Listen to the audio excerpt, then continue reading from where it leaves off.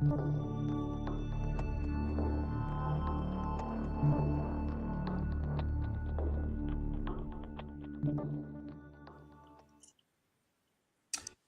everyone, and Happy New Year. Welcome to the Wall Street Blockchain Alliance's Crypto Roundup for Friday, January 3rd, 2025. Ron Quaranta here with my amazing co-hosts, David Brill and Josh Klayman. Good to see you both.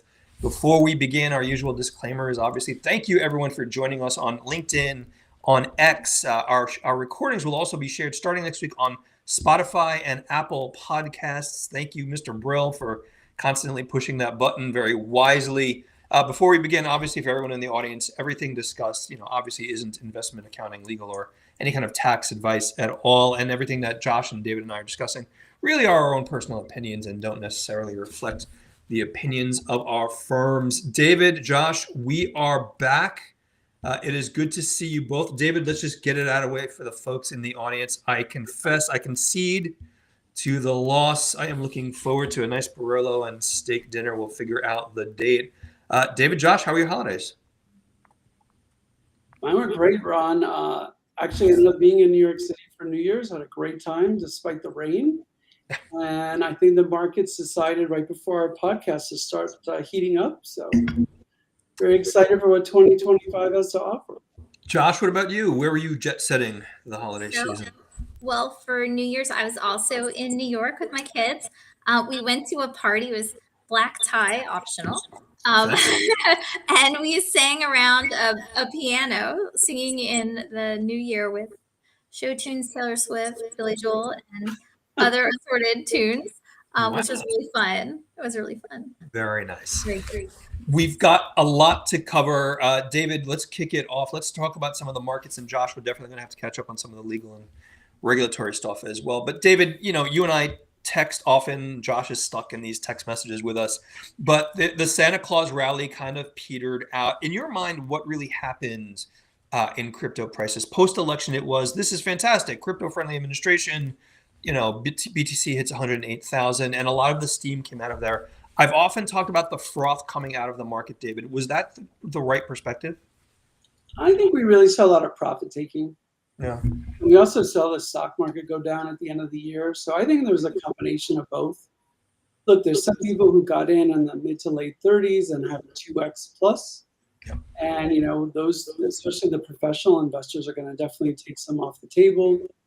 There's some window dressing for the end of the year that was going on. So, it didn't play out like I think a lot of people hoped. But I think with the broader market going down, it wasn't a total surprise. Didn't play out certainly the way I had hoped it would, David. Josh, what did you think about what you saw in December in price action? So I was very suspicious of David Brill. Tell me why. Let me hear that. Because I think, I was just thinking of the bet. What can I say? I see it through the lens of the bet and that steak dinner. But yeah, I agree with you guys. I don't have any deeper insight. What I do think is that if you look in the aggregate over the course of the year, there was a lot of upward movement anyway, right? Like if you take a look, just because there may have been somewhat of a dip at the end. But I do think also, like, I've had some conversations with people, and it's sort of, I've I've brought in things that we've talked about, including, and then others have talked about, including about the likelihood about legislation early in the year versus later in the year and things like that. And I do think that is playing into things because people are in part trying to figure out, okay, so we have the excitement of the new administration coming in. How much change will there be? Yeah. Josh, you and David both raised a really good point. I was looking at the data earlier this morning, and even though we had a down December, relatively speaking, the Santa Claus crypto rally fizzled out. BTC was up over 125% last year. Year to date, being the 3 days of 2025, we're up almost 5% alone. David, I want to expand upon that a little bit. And for everyone in the audience, again, thank you so much for joining us. David, you and I talk about market flows a lot as well. Do I read too much into BTC and ETH spot ETF outflows, or is that part of year-end positioning in your mind? I think we're starting to see a rotation. And, every year after the halving, We've really seen altcoins really rally. Yeah. And I think, as we've talked on this program, I think that Ether is undervalued here, especially as compared to Bitcoin. Because remember, ETH's all-time high is around 5,000, Yeah. around 3,500, and Bitcoin's all-time high was 70, 70, 73, and we're at almost 100. So, I think Ether, and I think some of the altcoins, we're going to start seeing it rally from here. And you're starting to see larger inflows into the ETF and the Bitcoin ETF, like we talked about. So I really think this next 3 to 6 months, we're really going to see Ether and the altcoins really start to rally. David, I want to pull Josh into this as well. She's been stuck on enough text messages about this with us. You and I texted back and forth in the past few days about the wirehouses. I think you referenced some articles about, I want to say it was Morgan Stanley. Forgive me if I've gotten the firm incorrect. But this idea that these major firms are really preparing for an influx of customers, really interested in getting involved. David, I'm just going to say it. We've said that before. Why is it different this time around? Well, I think there's two things. One is, we're going to have an administration change. I think regardless of individuals' politics, I think people can agree that this administration has been somewhat hostile to the crypto industry. And so with a new administration, look, we have our own president through, I guess through his son or, through a different vehicle is buying some of the crypto, altcoins. Yeah. And so, this is certainly like a 180 flip from what we've seen previously. So I think that if you marry the economics of things along with the what we perceive to be the regulatory changes we'll see, altcoins become a lot more attractive because there'll be less of a fear of, litigation, Wells notices.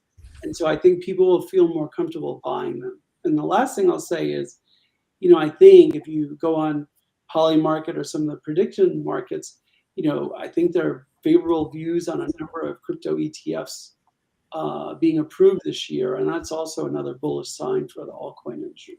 David, it's interesting, the prediction market kind of and analytics that you and I go through. It's really interesting to see how that data has evolved over time. David, Josh, thank you both so much. For everyone in the audience, again, thank you all for joining us. If you do have questions for David or Josh or I, please put them in the chat. We'll try to address them. I hope some of our old viewers, original viewers, Josh, David, are going to be with us. Shout out to Emma and Greg and all of the others. Josh, I want to pivot a little bit to some of the important conversation that we didn't prepare for. So let's see where this goes. But we've all referenced new administration, potential new legislation, which is already being queued up, and we'll talk about it next week in our policy update with new heads of the Financial Services Committee, for example. But Josh, the thing that struck me in the past few days has been what I'll call the pundits who have come out and rendered opinions about cases.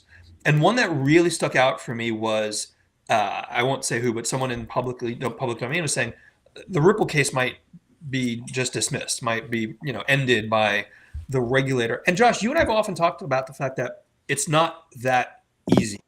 What do you think about the dialogue around the cases that are still outstanding? So, it's something that clients really are asking for as well, including to say like, hey, do you have any, updates on enforcement? And I think, things have been a little quieter, although we certainly have seen Do Kwon now in the US, right? But I do think, there's an important deadline looming. I think I saw that it's January 15th, but I'm not sure about by when the SEC needs to determine whether it appeals in Ripple. Yep. So I think if we look at what some of the commissioners that appear to be sticking around, including Uyeda, right, where he said essentially it's the end of enforcement of regulation by enforcement in the absence of fraud or actual harm. Right. I mean, that's saying a lot. So, yeah, I mean, we don't have Atkins in yet. We don't know who his new head of enforcement will be. And as David Brill has very aptly explained on prior episodes, a lot of discretion will go to that person. Clearly, though, I would imagine a direction from above. But yeah, I mean, I think now is a sort of a wait and see time, because we know that on the last day of Jay Clayton's tenure, that's when the Ripple case was launched, and it looks like Gensler's going to be around until the day before Inauguration Day. Josh, thanks. David, let me pull you into this as well. Josh referenced the Do Kwon Terraform case, which the three of us have known about for some time. And again, Josh, to your point, fraud is fraud, and where the Department of Justice or regulators bring those cases, it's important to vet out fraudsters per se. But David, one of the things that concerned me, aside from rendition conversations that you and I can have between Montenegro and and Korea and the U.S., is what if this becomes one of those big cases that eats up the year? How does that impact the market? I'm ripping up the script a little bit, David, but what were your impressions about the Terraform case? I don't think rehashing it as we go towards, if there's a trial or whatever, I think people have sort of made peace with that and kind of a view that programmatic stable coins are going to be looked at in a very specific way. So I don't think that's going to have the sort of halo effect that maybe FTX had. It was so in the news and so present. I don't know that Do Kwon is somebody that people are going to find sympathy for, especially because he was so brash on X and things like that. So I don't see that as sort of being a negative halo effect. I think it's in all of our best interests, that it gets resolved one way or the other sooner rather than later. Yeah. But, I think more interesting on that front was seeing that the Celsius founder took a plea, and instead of going to trial, because I think if that had gone to trial, there would have been a lot of things that came out that would have been both unflattering to the CEO, but also, somewhat to the industry, and talking about maybe a lack of due diligence of investors and a lot of things that probably were left better in somebody's desk drawer now that he's, taken a plea. Yeah. Absolutely. And may I just build on that? I mean, we've seen so many changes since Celsius went down, just in the industry and in maturity. Then I do think that rehashing all those facts now wouldn't have it might cast I'm hearing an echo, by the way, guys. Do you hear it? So that it might cast a shadow somehow undeservedly on the current state of the market, where people have really gone through robust assessments and put in place compliance, including, we had our own crypto, what are they called? The principles? Crypto industry principles, correct. Yeah, the crypto industry principles, right. And that was driven in large part by trying to say, like, look, this is what was happening in a very frothy time, and now we've thought things through. And I think it'll be interesting because the Do Kwon case again goes back to, what was that, like April or something of 2022? Yeah, I believe that's correct. It was a different time, a different setting, a different everything. We were still in the pandemic, and I would prefer personally not having people necessarily in Congress perhaps thinking that whatever comes out there is actually what's happening today in the industry. Josh, really good point. And for me, it's there's no great shocks anymore. That people realize that there are bad actors, as there are in every industry group.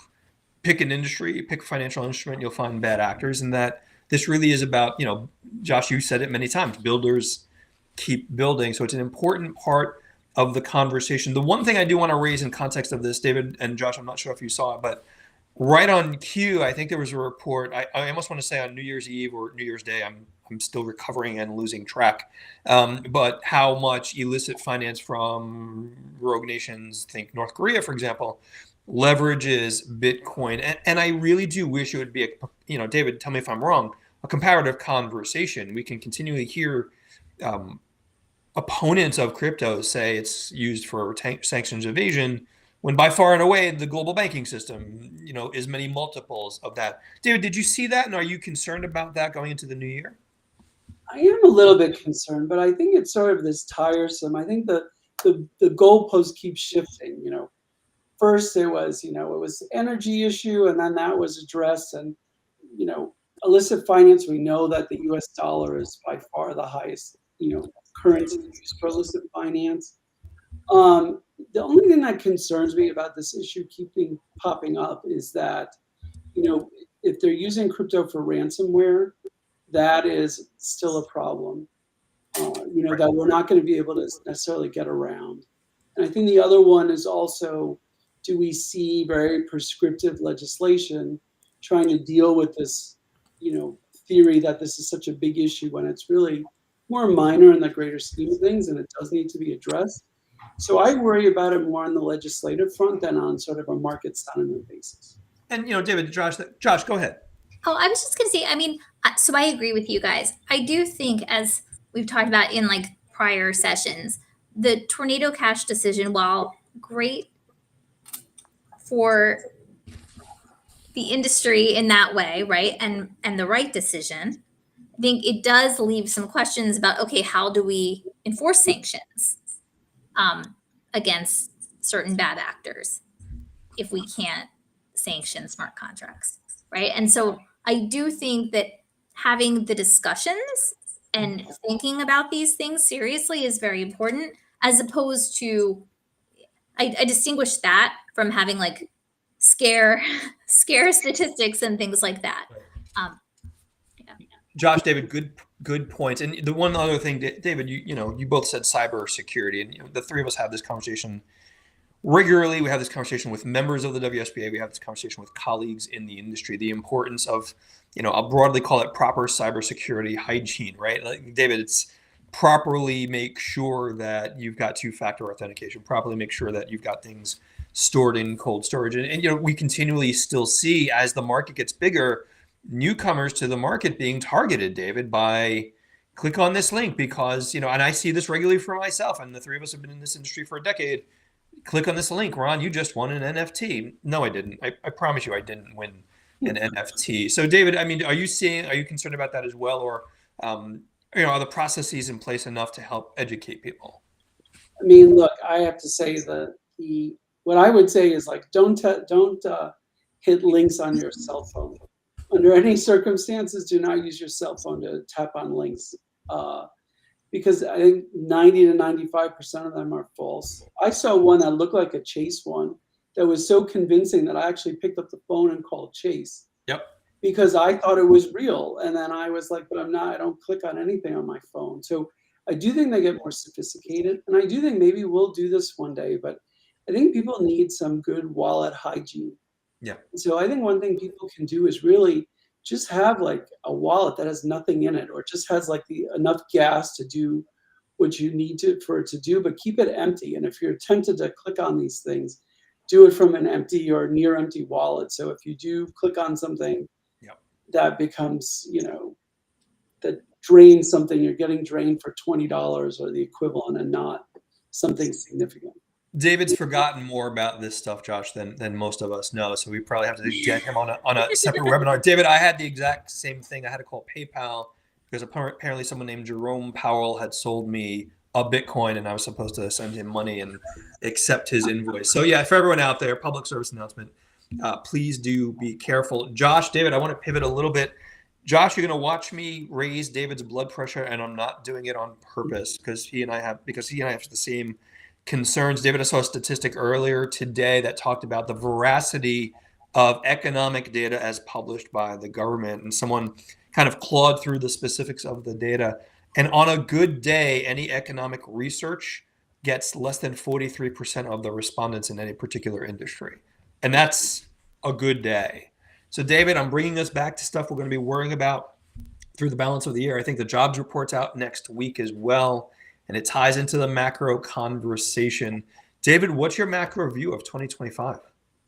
So I'm generally bullish, but I do think that the labor market is tighter than we've all seen the reported statistics.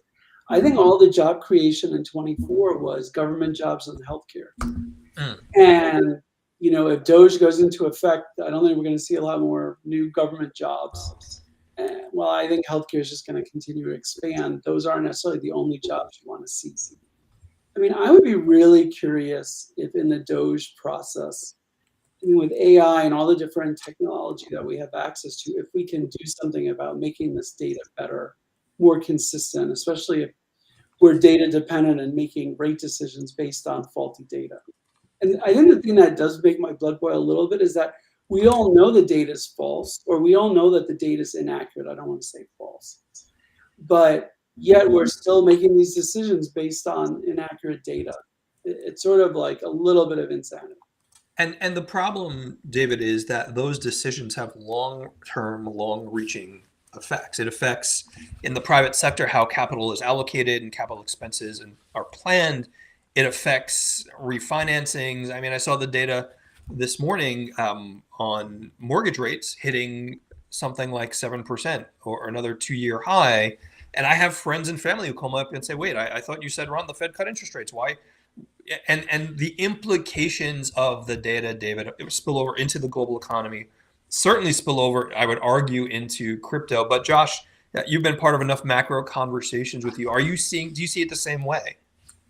So I do. I mean, just from a looking at realtor.com and talking to local realtors, they were saying that the mortgage rates popped up after the latest cut, right? Because of the statements that were made that made it look unlikely that we would see additional cuts. And in fact, in some of the prediction markets, I think currently as of today, there are predictions.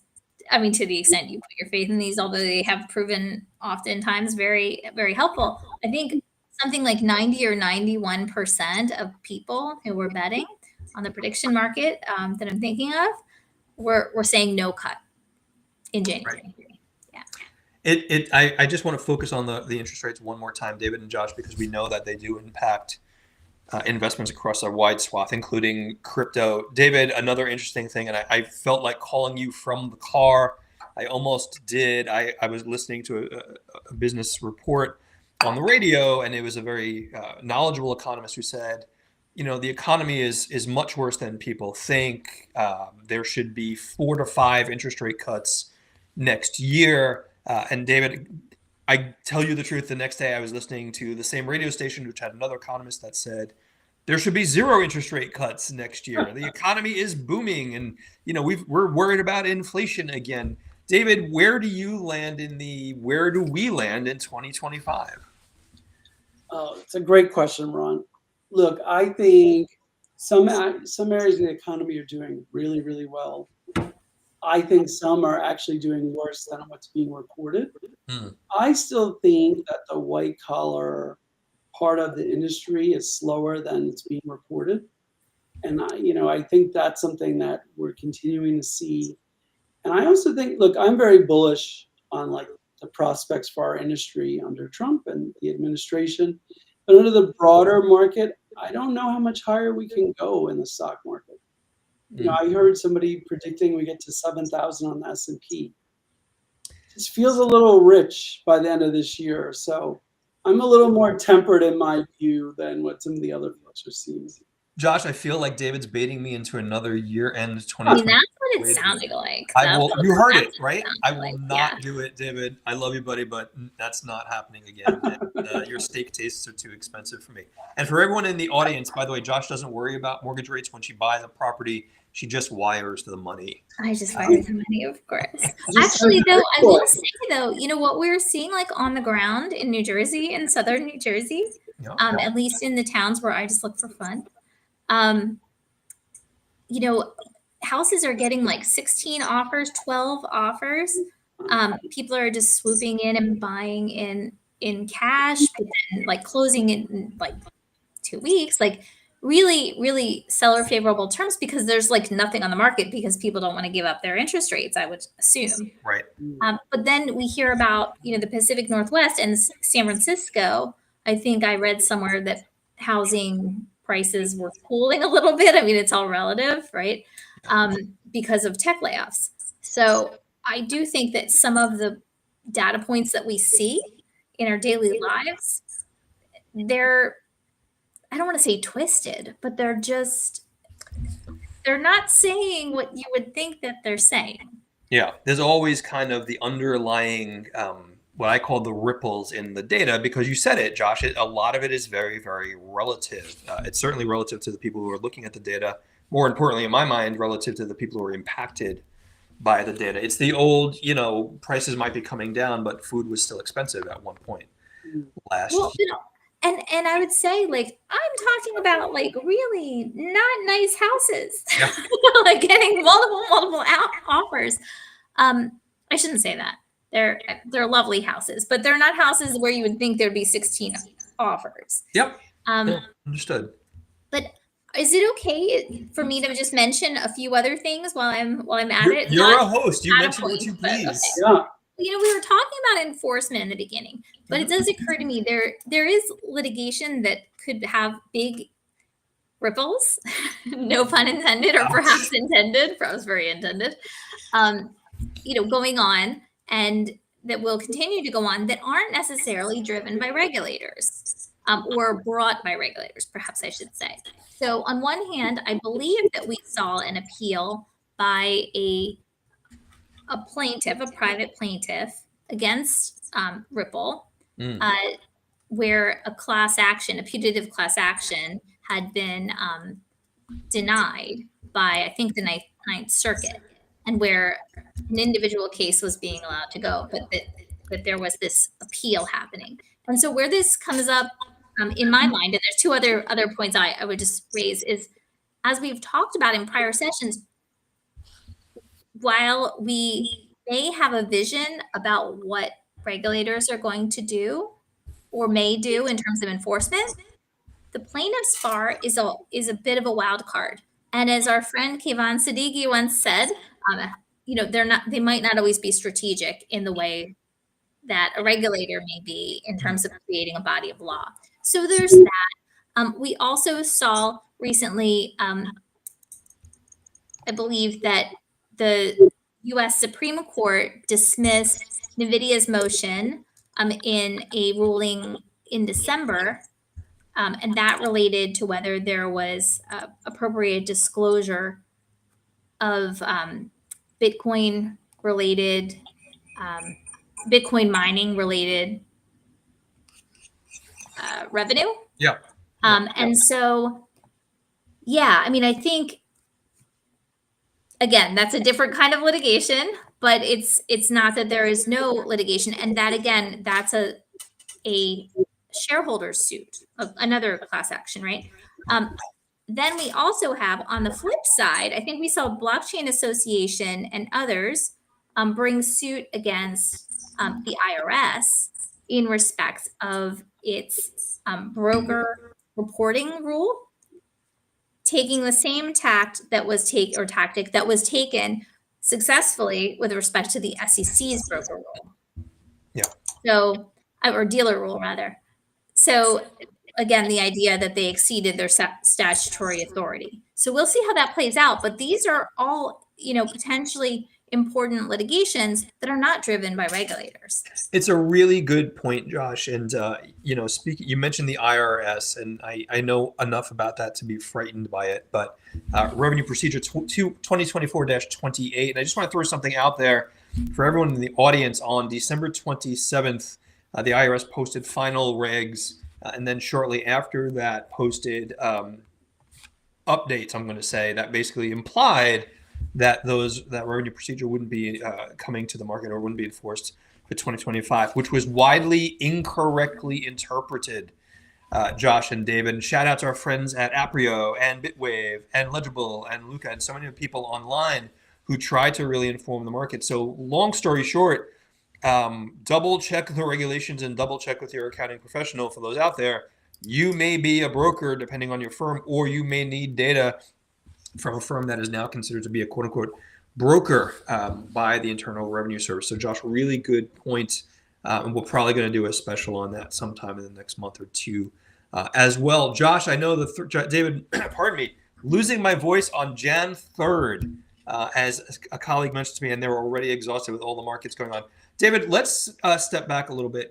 I don't want to talk about predictions. We did that in our last episode about 2 weeks ago. But do you see any big events that would really reinforce your view of the markets for 2025 coming up? Well, I really, I'm going to reiterate a point we made last year on the podcast. I really think that Ether and the altcoins in this first half of the year are really going to see a lot of momentum. So I think that's one thing. I think, we're going to see a lot of tells with these, for instance, with the Ripple case. I think as long as Gensler is the head of the SEC, I don't see them settling that case. So I think that litigation may go forward. But I think we may want to see what happens in the appellate cases versus the cases where the complaints that were being brought through a Wells notice, and sort of see, are there settlements? And I think really the exchange cases are the ones to watch.